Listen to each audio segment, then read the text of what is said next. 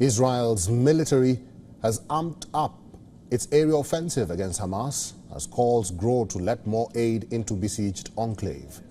Elon Levi, an Israeli government spokesperson, spoke to WION's principal diplomatic correspondent, Sirhan Sibor.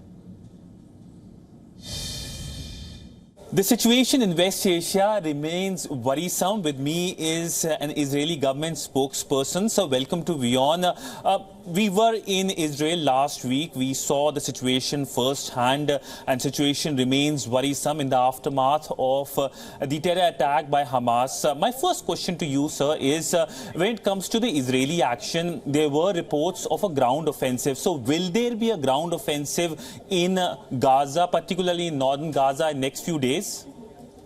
Israel remains united around one goal: victory, total victory against Hamas. Our goal is to totally destroy the military and governing capabilities of the brutal terror organization that perpetrated the October 7th massacre. You know, we in Israel are still living this moment, but I think it's important to remind your viewers what this country went through on October 7th with the worst terror attack in world history since 9/11. 1,400 Israelis were murdered. Hamas death squads went door to door, beheading babies, burning whole families alive, committing brutal acts of rape, tying parents and children together and setting them on fire, mutilating them, torturing them before their deaths. 5,000 people have been injured. There are now more than 220 Israeli hostages, some babies as young as a few months old, in captivity, hostages inside the Gaza Strip. And we've decided in response to that we are going to totally defeat Hamas. Now, Israel is going to use its force carefully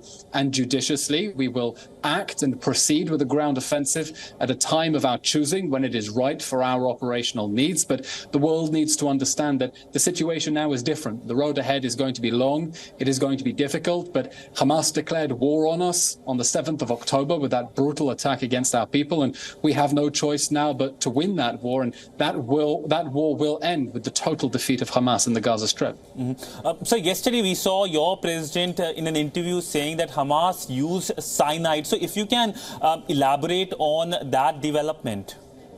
Indeed, President Herzog yesterday revealed on Sky News that Hamas fighters had in fact been carrying on their bodies instruction manuals from Al-Qaeda, the terror organization behind 9/11, showing that they had information in order to build cyanide, use chemical weapons against our people. I mean, this is really brutal and shows the connection between Hamas and Al-Qaeda and ISIS, and shows exactly why it's in the same league as the terror organizations that are reviled all around the world for the horrific crimes against humanity that they have perpetrated. And this is why we are going after Hamas with an intent to destroy it, not to deter it, not to degrade it, to destroy it, because Hamas has revealed itself as the face of sheer, pure, unadulterated evil that would do, by the way, exactly the same as it did on October the 7th if given half a chance, and murder as many people inside Israel as it could by burning them, by beheading them, using chemical weapons if it could. And that is why we are going to continue with our campaign to destroy Hamas. And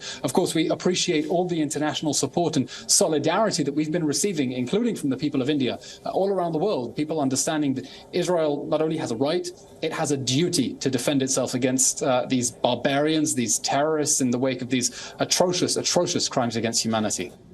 WION is now available in your country. Download the app now and get all the news on the move.